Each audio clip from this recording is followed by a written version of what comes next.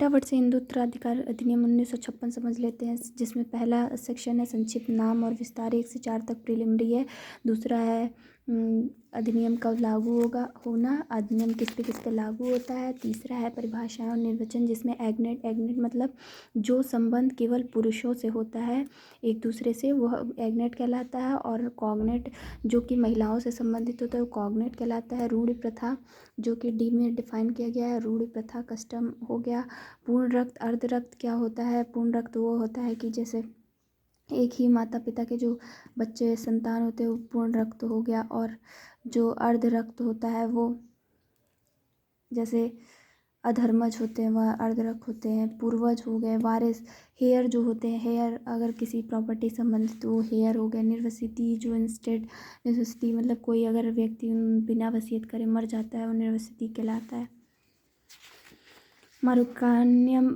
मरुकात्याम विधि ये क्या कहते हैं, इसी विधि से अभिप्रेत है। ये इसी विधि से मांग किए जाने पर बनाया जाता है।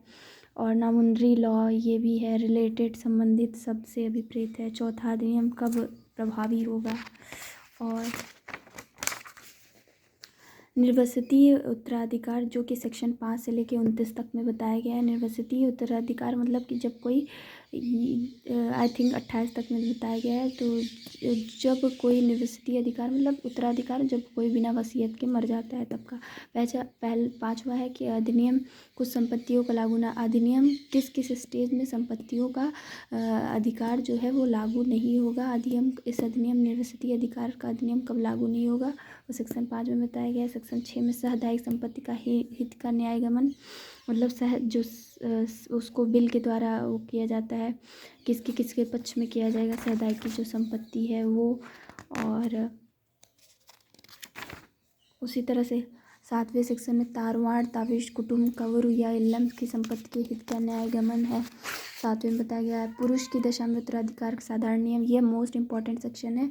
8 पुरुष की दशा में साधारण उत्तराधिकार का नियम कि जब पुरुष को मतलब कोई वसीयत ट्रांसफ़र मतलब दी जाएगी बिल के द्वारा या फिर उत्तराधिकार जो उनको दिया जाएगा जो कि निर्वसतीय बंटवारा किया जाएगा, तो उसमें पहली अनुसूची, दूसरी अनुसूची, तीसरी अनुसूची, चौथी अनुसूची इस प्रकार से उनको क्रम वाइज दिया जाएगा। 9वें में उसी अनुसूची का क्रम बताया गया। 10वें में अनुसूची के वर्ग के वारसों का संपत्ति का वितरण होगा। 11वें में अनुसूची वर्ग के 2 का वितरण बताया गया है। 12वें में गोत्रज और बंधुओं कॉग्नेट और नॉन कॉग्नेट जो होते हैं या कॉग्नेट या एग्नेट के बारे में यहाँ पे उनका क्रम बताया गया है। 13 में डिक्रियों की संगणना की गई है जो कि न्यायालय द्वारा की जाती है।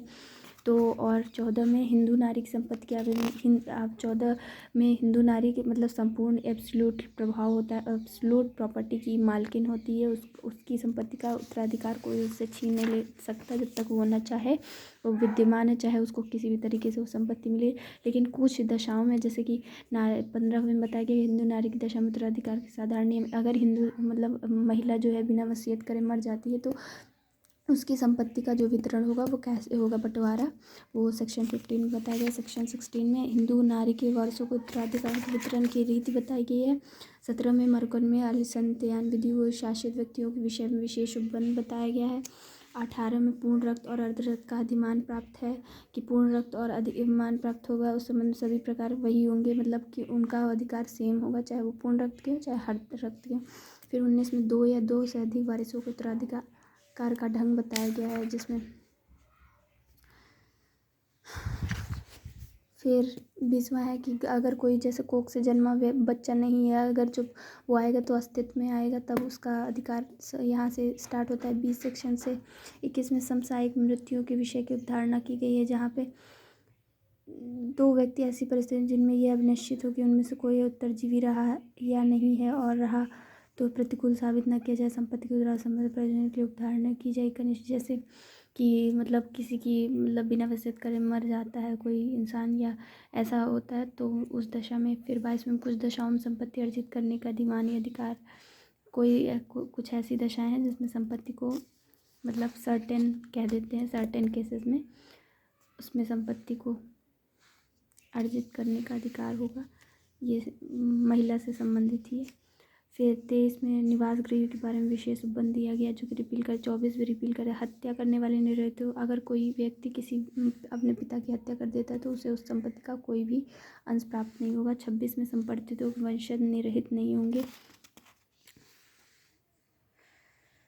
पूर्व या पश्चिम हिंदू संपत्ति मतलब जब कोई धर्म परिवर्तन कर लेता है, हिंदू विधि में नहीं रहता है, तो इस हिंदू विधि से उसको कोई संपत्ति का उत्तराधिकार नहीं मिलेगा।